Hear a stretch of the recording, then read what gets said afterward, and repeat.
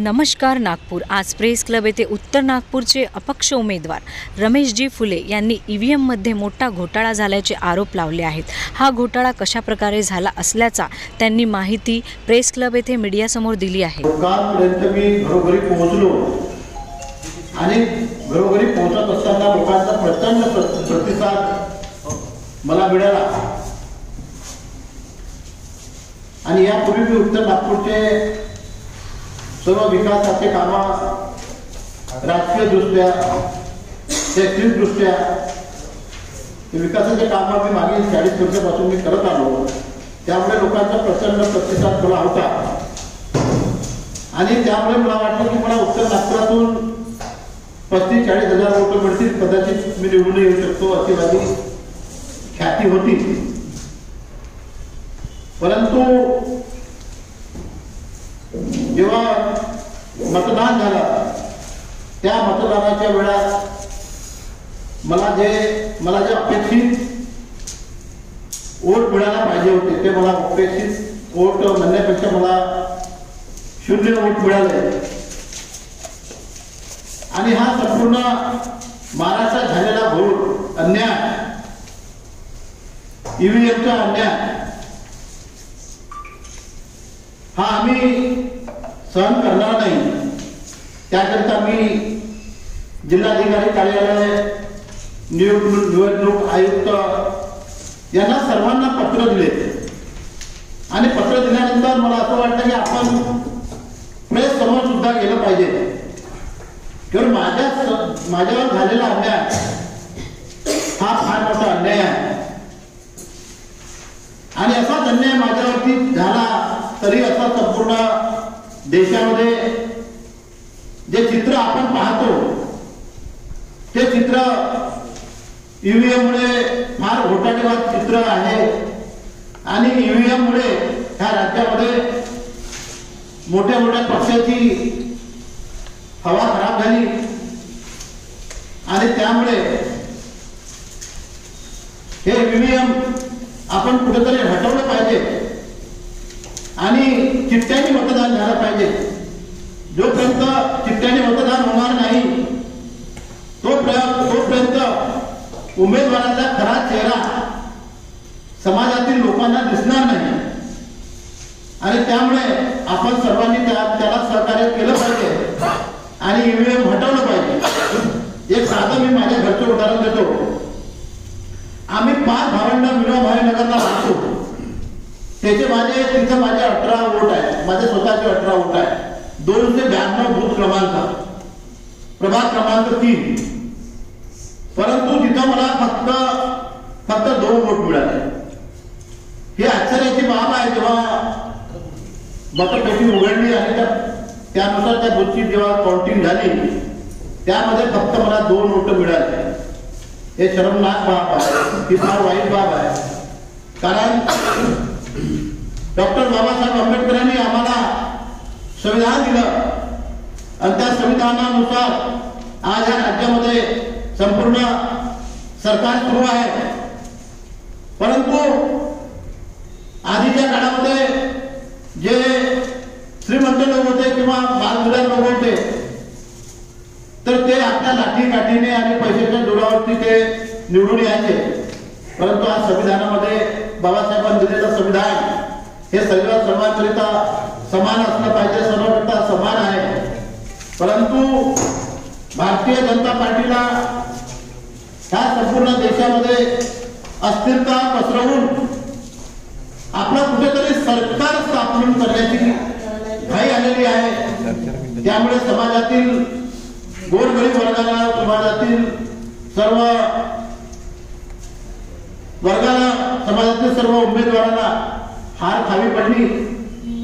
मी एक अजून तुम्हाला उदाहरण देतो की कर्नाटकातील गावामध्ये तळणेकर गाव आहे, तिथे एकूण त्या गावामध्ये 312 मतं होते आणि तिथं मतदान झाले 624।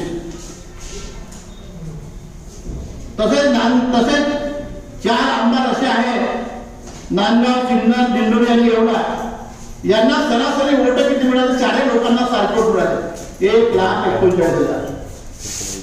असं तुम्हाला माझ्याकडे तुम्हाला जास्त माहित आहे महाराष्ट्रामध्ये 20 जिल्ह्यात पंजाब फ्रीज झालेला आहे. म्हणजे या देशामध्ये किती वाईट स्थिती आहे ना ईव्हीएम मुळे. या देशामध्ये किती वाईट स्थिती समोर आपल्याला जावं लागते. पुढे भविष्यामध्ये जर असंच यांचा मालमजुरीपणा राहिला किंवा अशीच यांची भारतीय जनता पार्टी जशी सरकार राहिली तर विरोधी पक्ष काय आपण कोण उघडायला सुद्धा जागा राहणार नाही अशी स्थिती पुढे येणार आहे. आणि म्हणून मी इथं ही पत्र परिषद घेत आहोत. आपण मला सहकार्य करा किंवा करा त्या विनंतीसाठी. आणि माझा जो आवाज आहे माझा आवाज हा पुढे महाराष्ट्रात पोहोचवा अशी मी आपल्या सर्वांना विनंती करतो. कारण यापूर्वी मला अनेक लोक माझ्यावर दबाव आणण्याचा प्रयत्न केला. मला विधानसभेत उभं राहू नये असे माझ्यावरती अनेक प्रयोग झाले. परंतु मी बाबासाहेबांचा डॉक्टर बाबासाहेब आंबेडकरांचा कट्टर अनुयायी असल्यामुळे मी एक भीम सैनिक असल्यामुळे मी त्यांच्या कुठल्याही प्रलोभनाला न जाता मी अध्यक्ष म्हणून या उत्तर नागपूरमध्ये उभा होतो. परंतु माझी शर्मनाक हार झाली त्याबद्दल आम्हाला सुद्धा वाईट वाटते. आणि हा आवाज आपण कुठेतरी उठवला पाहिजे. मी उठवतो. परंतु पत्रकारांना माझी विनंती आहे की ईव्हीएम द्वारे जो झालेला अन्याय हा खोडून टाकण्यासाठी आपण सर्वांनी मला प्रयत्न करावे आणि सर्वांनी ईव्हीएमच्या विरोधामध्ये आवाज उठवावा. आणि ज्याप्रमाणे असेल मतदान पुन्हा होत असेल किंवा कुठेतरी आवाज उठत असेल आणि कुणाचा तरी आवाज दबू नये म्हणून आपण सर्वांनी आवाज उठवावा आणि ईव्हीएम बंद करावा किंवा पुन्हा मतदान करावा किंवा मोजणी करावी अशीच मी सर्वांना विनंती करतो. विरोधक जे आहेत ते म्हणताय जे लोक निवडून नाही आले त्याचं असं म्हणणं आहे की ईव्हीएम मध्ये जे आहे ते अपक्ष जेवढे कॅन्डिडेट होते त्यांची मतं जी आहेत ते भाजपला मिळाली. काय वाटतं तुम्हाला? हो बरोबर आहे. आमचे पूर्ण जे मतदान आहे विरोधकाचे तेवढे आमचे जे अपक्ष लोकांचे मी याच्यामध्ये लिहिलेलं आहे. अपक्षाचं जेवढं मतदान आहे हे अपक्षाचं मतदान पूर्ण भारतीय जनता पार्टीला गेलेलं आहे. ते मशिनी दिसतं पूर्ण आवड ओढून घेतलेलं आहे. आणि हाच प्रयोग 2014 मध्ये झालेला होता. तिथे मला मतदान असं म्हणजे मी उमरेड विधानसभेमध्ये उभा होतो 2014ला. आणि तिथे मतदान असं झालं की आम्हाला म्हणजे मी शरद पवार साहेब यांच्या पार्टीतर्फे राष्ट्रवादीतर्फे उभा होतो तेव्हा असाच प्रकार झाला. आणि पूर्ण भारतीय जनता पार्टी सरकार आली 2014 मध्ये. आणि आज सुद्धा तोच प्रकार महाराष्ट्रामध्ये आता संपूर्ण देशामध्ये होईल. पण महाराष्ट्रामध्ये जास्त घाई आलेली आहे. सरकार आम्ही बसवलं पाहिजे म्हणून त्यांना घाई आली आहे. पण गोरगरीब उमेदवारावर ज्यांची इच्छा असते किंवा जे लोक तळमळीनं उभे राहतात जे लोक काम करतात त्यांना काम करायची संधी मिळाली पाहिजे. परंतु भारतीय जनता पार्टी ईव्हीएमचा वापर करून आपली सरकार बसवत आहे तर ते फार वाईट स्थिती आहे. असं व्हायला नाही पाहिजे या देशात. फुले साहेब मला सांगा ही मशीन कुठे मॅन्युफॅक्चर होते त्याचं टेक्निकल ऑडिट केव्हा झालं किंवा प्रत्येक जे मशीन आहे प्रत्येक युनिट आहे त्याचं टेक्निकल ऑडिट झालं की नाही याची माहिती तुम्ही घेतली आहे? नाही याबद्दल मला काही माहीत नाही. आणि ते इलेक्शन कमिशनरला आम्ही विचारलं तर त्याने म्हणे की भाई आम्हाला सुद्धा माहीत नाही. आता इलेक्शन कमिशनरला जर माहीत नाही तर आम्हाला कोणती टेक्नॉलॉजी याच्यात वापरल्या जाते किंवा जे कोणते चिपसेट त्याच्यात वापरल्या जातात ते मॅनिप्युलेट करता येतात का किंवा याचं प्रॅक्टिकलमध्ये काही तुम्ही काही उमेदवार होते तुमच्यासमोर काही मशीन्स रॅन्डम काही मशीन्स घेऊन तुमच्यासमोर काही 2-4 हजार रुपये टाकून चेकिंग डेमो करण्यात नाही तसं नाही केलं तरी मी तुम्हाला सांगतो की जेव्हा मी स्वतः मतदान केलं तेव्हा त्या आधी चिप खाली ते जे चिठ्ठी होती ती आधी खाली पडायची म्हणून आता ती खाली पडत नाही ती चिपकून राहते. मी तिथं थांबलो प्रयोग केला मी थांबलो मतदान केल्यानंतर मी थांबलो तिथं की म्हटलं ही चिठ्ठी खाली पडेल पण ती चिठ्ठी राहते ना ती अटकून राहते ती पडतच नाही. आणि त्यामुळे तो भयंकर घोळ आहे.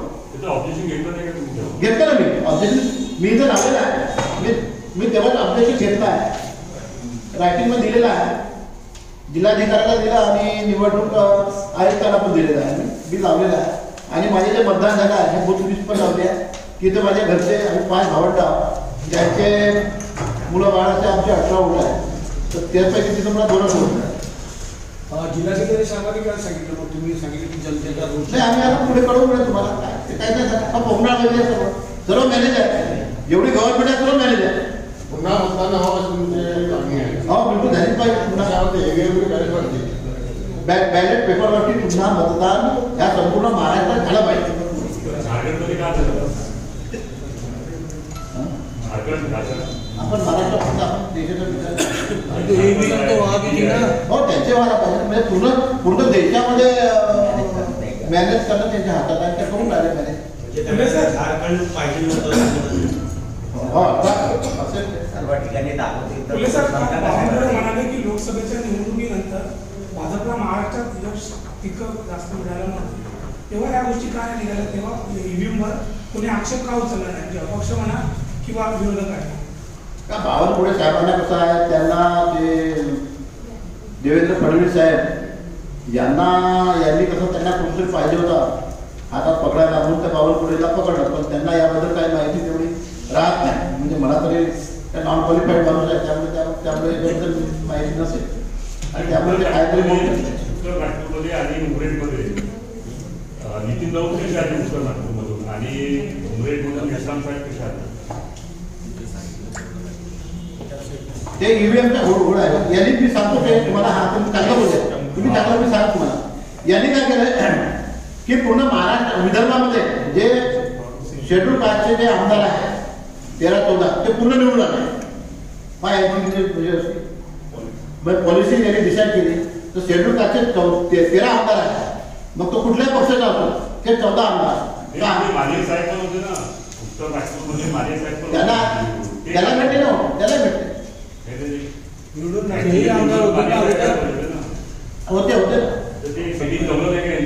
ते भारतीय जनता पार्टीचे त्यांना वोट मिळाले, त्याचे या दस्ताचे नव्हते.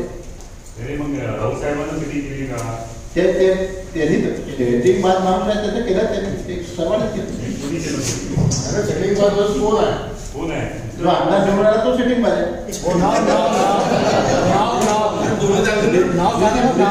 आमदार पण तिथे नाव का नाही निवडून सेटिंग म्हणजे भाजपच्या सोबत नितीन राऊतांचं सेटिंग आहे का हे म्हणण्याचं होऊ शकते. म्हणजे जे निवडून मी तुम्हाला सांगितलं ना, बाबासाहेबांच्या नावाचे म्हणजे जे शेड्यूल कास्ट आमदार आहेत, जे उमेदवार होते आणि पक्षाचे होते, ते 13 आमदार विदर्भातून निवडून आले. म्हणजे कधीच नाही आले याच पिढ्यात 13. त्यांना माहिती आहे, विरोधकांना माहिती आहे की सर्वात मोठा आवाज जर उठवत असेल तर उत्तर नागपुरातून आणि डॉक्टर बाबासाहेब आंबेडकर यांच्या लेकरांच्या, भीमसैनिकांच्या. बाकी कोणाच दम नाही, कुणी आवाज नव्हतं. हम आंदोलन करेंगे, जेल भरेंगे, आम्ही काही करू शकतो. उत्तर नागपूरची जी सीट आहे ती आरक्षित आहे. हो दुसऱ्या समाजाचा व्यक्ती निवडून येऊ शकणार नाही, ते मान्य आहे. तुम्हाला असं काही ऑफर आहे? त्याच्यावर ऑफर वगैरे आली असेल तर ऑफर तुम्हाला होती? नाही, माझ्या दबाव आला. ऑफर नाही, मी विकत नाही ना. कसं मी संस्था संचालक, मी लोकांना शिक्षित करायचं काम करतो, लोकांचं डेव्हलपमेंट करायचं काम करतो. त्यामुळे मला कोणी ऑफर देत नाही. ते माझ्या दबाव आणण्याचा प्रयत्न करतो, पण मी माझ्या दबावाला ऐकत नाही. ते कशा प्रकारचा दबाव होता आणि कोणी आता ते विषय झाला. आता ईव्हीएम बद्दल खूप लोकांनी म्हटलं, बीजेपी कडूनही आला, काँग्रेस कडूनही आला. म्हणजे जे सत्यता आहे मी ते बोलतो. आप बोल रहे हैं कि वो नॉन क्वालिफाइड है. हेलो, मुख्य मुद्दा आप बोल रहे हैं कि नॉन क्वालिफाइड है. किसको बोल रहे हैं? कौन नॉन क्वालिफाइड है? नॉन क्वालिफाइड बोलतो मैं. नहीं, अभी आपने 2 लोग का नाम लिए ना, उसको बोला नॉन. वो क्वालिफाइड बताओ, पीएचडी है. नहीं, ये इधर जो नॉन क्वालिफाइड बोले आपने, बहुत से आमदार ऐसे हैं हमारे उत्तर नागपुर में, बहुत से आमदार जो उम्मीदवार खड़े थे वो 4वीं-5वीं खड़े, 5वीं पास है. आपने 2 लोग का नाम लिए, उनमें से नॉन क्वालिफाइड किसको बोला आपने? वो नॉन क्वालिफाइड मैंने उनको नहीं बोला, वो क्वालिफाइड है. वो तो मैंने बोला पीएचडी है. नहीं, वो पीएचडी अलग चीज है. ये अलग चीज है. वो पीएचडी है, ये डॉक्टर है. आप घुमाइए मत. नॉन क्वालिफाइड बोला आप नाम अपना मुद्दा बोलिए. क्या अपना मुद्दा है? ईवीएम का मुद्दा है जो हमारे ऊपर अन्याय हुआ उसका मुद्दा है, बाकी अपना मुद्दा तो नहीं. मुद्दा उठाना क्यों है? वो जब नहीं है वो झगड़ा दोबारा उठेगा क्या करेंगे? दोबारा उठी है तो कौन खड़े रहेंगे ना आंदोलन. ने दोबारा वोटिंग के लिए हम आंदोलन करेंगे कि दोबारा वोट होना चाहिए, कोर्ट में जाएंगे। अब ये सेकंड स्टेप है। पहली स्टेप जिलाधिकारी कार्यालय और निवडणूक आयुक्त अधिकारी, अभी ये सेकंड स्टेप है तुम्हारा। इसके बाद में क्या होता देखेंगे और बाद में फिर कोर्ट में जाएंगे। तो कोर्ट में तो 5 साल ऐसे निकल जाते हैं। वो बाद में कैसा थे, अभी निकल जाते, सत्ता जिनके हाथ में है, जितनी भाई बोलते नाना पटोले आणि आपले जे आहे वडट्टीवार ते पण सेटिंग करून आले का? वो दमदार आदमी है, वो काय बोले ते नाना पटोले पण निवडून आले ना. हो, तो त्यांच्या जिल्ह्याचा आपण आपल्या उत्तर नागपूर बद्दल बोलू ना. ते कसं ते महावीर ते मोठे लोक आहेत. उत्तर नागपूरमधून नितीन राऊत कसे आले? ते कसे आले ते मला नाही माहिती. फक्त मी माझ्या एरियाबद्दल बोलतो. तुम्ही हे सांगितलं की जे निवडणूक आयोग आहे त्याला हे माहित नाही की मशीन्स कुठून आल्या, त्याच्या मशीनचं काही सर्व्हिसिंग झालेलं आहे की नाही, त्याचे काही रिसेट वगैरे झाली आहे का ती मशीन, तुमचं असं म्हणणं आहे. ते खूप मोठा नाही, पण हा फक्त उत्तर नागपूरचा प्रकार नाही, हा पूर्ण महाराष्ट्राचा असं म्हणणं असेल की निवडणूक आयोगाला हेही माहित नाही की मशीनचा मॅन्युफॅक्चरर कोण आहे. माहिती आहे त्यांना, सर्व माहिती आहे. आणि आता थोड्या वेळाने बोलले ना. नाही, त्यांना सर्व माहिती आहे. काल की कालच मी न्यूजमध्ये पाहिलं, कुठून तरी कन्नडमधून काहीतरी, नाही दुसऱ्या देशातून कोणता एक कुठून तरी त्या मशीन विदेशातून आल्या त्या मशीन, काल मी न्यूजमध्ये पाहिलं. या मशीन गुजरातमधून आणल्या गेलेल्या आहेत, हे तुम्हाला माहिती आहे का? नाही, याबद्दल तुमच्याकडून मी ऐकून झालं. पण तुम्ही ते माहिती करून घ्या ना. समजा तुम्ही हा लढा करू ना. की याचं ऑडिट झालं का, टेक्निकल ऑडिट झालं का, त्याचं इन्स्पेक्शन होत आहे का मशीनचं रेग्युलर, ते कशा प्रकारे काम करतात आहे, हे सगळं तुम्ही माहिती करा. कोर्टापुढे या गोष्टी सादर करून रमेश जी, आप एक तरफ ईवीएम को खारिज कर रहे हैं कि उससे वोटिंग नहीं होनी चाहिए, लेकिन सुप्रीम कोर्ट ये कहता है कि बैलेट पेपर पर वोटिंग नहीं होगी. ऐसे में आपका अगला कदम क्या होगा? लोग आंदोलन करेंगे, जन आंदोलन करेंगे, क्योंकि ये हमारे संविधान में लिखा हुआ है कि अपने को लोकशाही है और लोकशाही में अपन आवाज उठा सकते, अपना आवाज को बंद कर सकते, इसलिए अपन उसके विरुद्ध आवाज उठाना उठाएंगे. सुप्रीम कोर्ट के अगेंस्ट में आवाज उठाएंगे, जन आंदोलन करेंगे. सुप्रीम कोर्ट है, जन आंदोलन करेंगे. जनता सुप्रीम कोर्ट ने खारिज कर दिया है कि बैलेट पेपर पे वैलिड नहीं है वोटिंग, ईवीएम वैलिड है. मैंने क्या बोला कि जिसकी सरकार है, कहाँ पे सेंटर में जिसकी सरकार है उसका सुप्रीम कोर्ट है, कोई भी कोर्ट है उनका कोर्ट. आप कितना भी करेंगे तो जिसकी सरकार है, जो यहाँ पे पंतप्रधान है, वो ये सब अभी चलाता है. आपका आरोप है कि केंद्र सरकार ने जुडिशरी को पूरी तरह से खरीद लिया है, दबा के रखा, अपने मुट्ठी में रखा. पण ईव्हीएम मशीन जे आहे ते कोणी आणली तुम्हाला माहिती आहे का? कोणी आणली? देश में तो चलो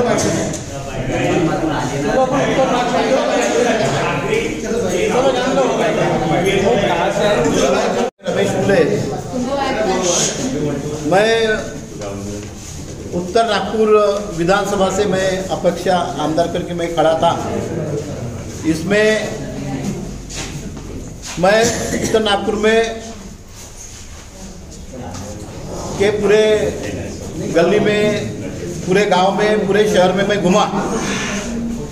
तो जब मैं उत्तर नागपुर में पूरा अपना प्रचार के लिए घुमा, तब मुझे उत्तर नागपुर के जनता ने मुझे बहुत बड़ा आश्वासन दिया और उत्तर नागपुर की जनता ने मुझे बहुत बड़ा प्रतिसाद दिया.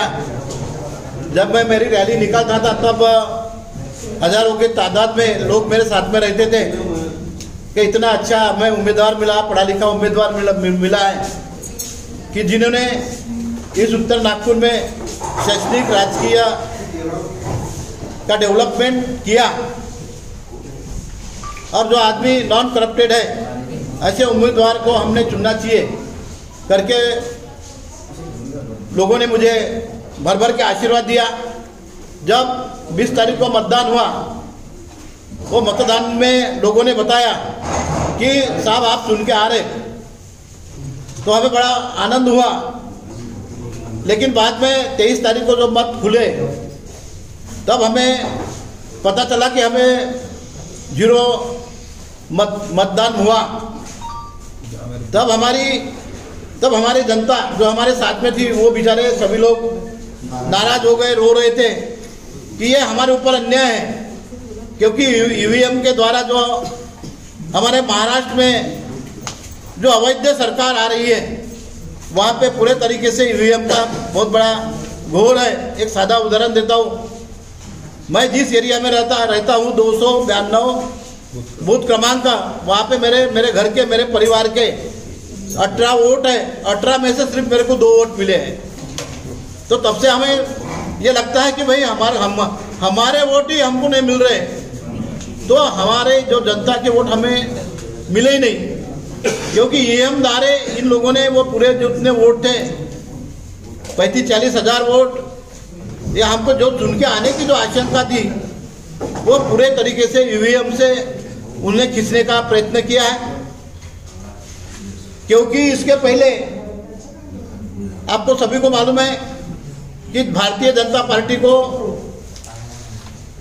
इस देश में अस्थिरता फैलाकर सत्ता में कैसा आना और हमने सत्ता में आना चाहिए करके इन्होंने ये ईवीएम मशीन का प्रयोग किया और सारे देश में भारतीय जनता पार्टी का राज आया है। महाराष्ट्र में राज आया है। महाराष्ट्र में ऐसे ऐसे कुछ कारनामे हैं कि कन्नड़ गांव में, जिस गांव में 312 वोट है, वहाँ पे मतदान हुआ 624। ऐसे 4 आमदार हैं, नांदगांव, सिन्नर, दिंडोरी और येवला। ये चारों आमदार को 1,39,000 वोट मिले, सॉरी के मिले। और महाराष्ट्र के जो जिले हैं, 20 जिले हैं, तो महाराष्ट्र के 20 जिले में पूरा टोटली पंजाब फ्रीज हो गया है, एक भी आमदार नहीं है। तो इतनी महाराष्ट्र की इतनी दर्दनाक कहानी है। हमारे जैसा जो साधारण उम्मीदवार है, जिस डॉक्टर बाबा साहेब आम्बेडकर ने हमें संविधान दिया है और संविधान के तहत हमें एक मतदान के लिए, एक मतदान से एक राजा बन सकता है, वो मतदान ही इन लोगों ने खींच लिए। आपकी मांग क्या है? हमारी मांग यह है कि जो निवडणूक हुई है उसका इन्होंने दोबारा गिनती होना चाहिए, नहीं तो पुन्हा यानी दुसऱ्यांदा